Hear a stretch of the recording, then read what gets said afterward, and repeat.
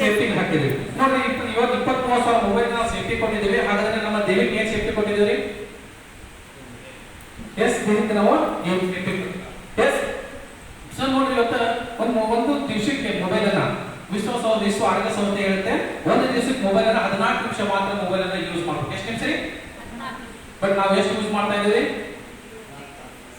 14 ನಿಮಿಷ ಬಿಟ್ಟು ಏನಾಗತ್ತಿದ್ರಿ. ಸೊ ಇವತ್ತು ಏನ್ ಮಾಡ್ಬೇಕು, ಅದರಿಂದ ಏನಾಗ್ತದೆ ಇವತ್ತು ನೋಡ್ರಿ, ಈ ಮೊಬೈಲ್ ಒಳಗಡೆ ಸಿಮ್ ಇದೆ, ಹೌದಾ? ಈ ಸಿಮ್ ತೆಗೆದ ಮೊಬೈಲ್ ಏನ್ ಕೆಲಸ ಮಾಡುತ್ತೆ? ಈ ಮೊಬೈಲ್ ಸಿಮ್ ತೆಗೆದ ಮೊಬೈಲ್ ಏನ್ ಕೆಲಸ ಮಾಡುತ್ತೆ? ಅದು ನಿಜವಾದ ಕೆಲಸ ಮಾಡೋದು ಯಾವ್ದ್ರಿ? ಸಿಮ್.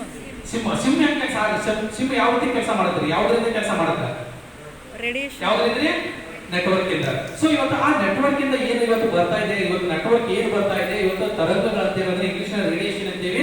ಇವತ್ತು ಆ ರೇಡಿಯೇಷನ್ ಏನಾಗ್ತಾ ಇದೆ ಅನ್ನೋದು ಇವತ್ತು ನಾವು ಜಾಸ್ತಿ ಯೂಸ್ ಮಾಡೋದಂತಂದ್ರೆ ಏನಂತ, ಆ ರೇಡಿಯೇಷನ್ ಇಂದ ಮನುಷ್ಯನಿಗೆ brain tumour, heart attack, miss carriages, ಇವತ್ತು ಕ್ಯಾನ್ಸರ್ ಕಾರಕವಾದ ರೋಗಗಳು, ಇವತ್ತು ಮಕ್ಕಳಾಗ್ತಿರುವಂತಹ ಪರಿಸ್ಥಿತಿ ಬರ್ತಾ ಇದೆ ಸರ್. ಇವತ್ತು ಪ್ಯಾರಾಲಿಸಿಸ್ ಆಗುವಂತ ರೋಗಗಳು ಬರ್ತಾ ಇದಾವೆ. ಸೊ ಇವತ್ತು ದುರಾದೃಷ್ಟ ಏನಂದ್ರೆ ಮಕ್ಕಳು ಇವತ್ತು ಊಟ ಏನು ಮೊಬೈಲ್ ಇಂದ ಊಟ ಮಾಡೋದು, ನಾಷ್ಟ ಮಾಡ್ತಾರೆ, ಡೈರೆಕ್ಟ್ ಆಗಿ ಮೊಬೈಲ್ ಜಾಸ್ತಿ ಯೂಸ್ ಮಾಡ್ತದ, ಕಣ್ಣಿನ ಪ್ರಾಬ್ಲಮ್ ಬರ್ತಾ ಇದೆ, ಬ್ರೈನ್ ಏನಂತ ಪ್ರಾಬ್ಲಮ್ ಎಲ್ಲ ಬರ್ತಾ ಇದಾವೆ.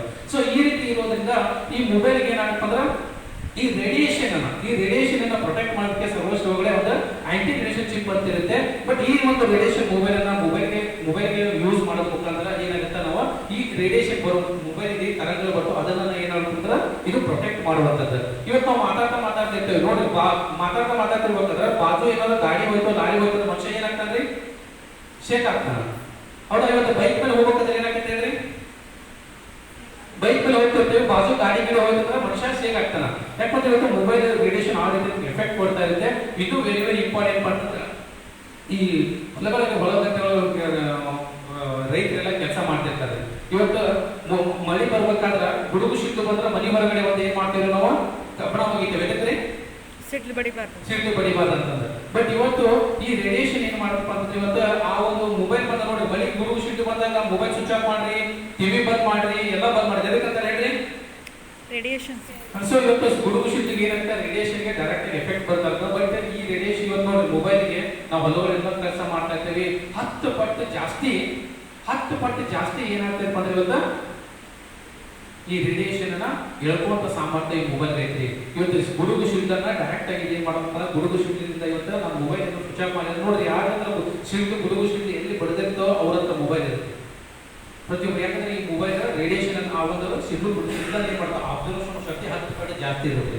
ಬಟ್ ಅದಕ್ಕೆ ಸಪೋಸ್ ನಮ್ದು ರೇಡಿಯೇಷನ್ ಚಿಪ್ ಹಾಕೊಂಡ್ರೆ ಮನುಷ್ಯನಿಗೆ ಏನಪ್ಪಾ ಆಂಟಿ ರೇಡಿಯೇಷನ್ ಇವತ್ತು ಮನುಷ್ಯನಿಗೆ ಈ ಒಂದು ಮನುಷ್ಯನಿಗೆ ಯಾವ ರೀತಿ ಸಪೋರ್ಟ್ ಮಾಡತ್ತಪ್ಪ ಅಂತಂದ್ರೆ ಈ ರೇಡಿಯೇಷನ್ ಚಿಪ್ ಒಂದ್ಸರಿ ಮೊಬೈಲ್ ಹಾಕೊಂಡ್ರೆ ಈ ರೇಡಿಯೇಷನ್ ಇಂದ ಪ್ರೊಟೆಕ್ಟ್ ಮಾಡುತ್ತಾ ಇವತ್ತು ಮನುಷ್ಯನಿಗೆ ಇವತ್ತು ರೇಡಿಯೇಷನ್ ಮನುಷ್ಯನ ದೇಹದೊಳಗಡೆ ಹೋಗ್ಕೊಡೋದಿಲ್ಲ ರೇಡಿಯೇಷನ್.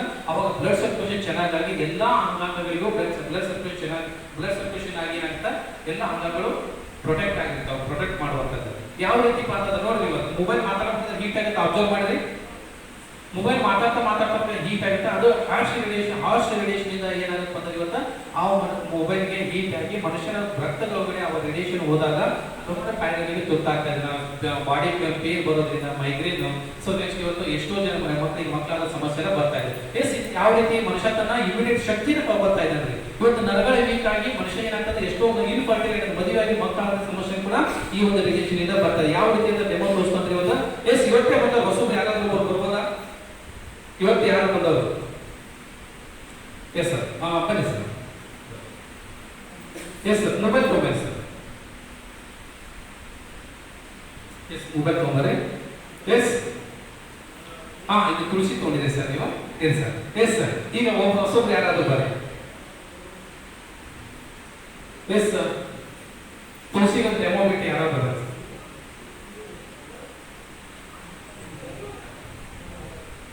ಎಸ್, ಬನ್ನಿ ಸರ್. ಎಸ್ ಸರ್, ಅದು ಸಣ್ಣ ಮೊಬೈಲ್ ಏನಂತ ಬಂದಿದ್ದಾರೆ. ಮೊಬೈಲ್ ಇಂಪಾರ್ಟೆಂಟ್ ಅಲ್ಲ, ನಾವು ಸಿಮ್ ಏನ್ ಮೊಬೈಲ್ ಹಾಕ್ತೀವಿ ಆ ಸಿಮ್ ಇಂದ ಬರುತ್ತದೆ. ಇಲ್ಲಿ ಮೇಲೆ ಬನ್ನಿ ಸರ್.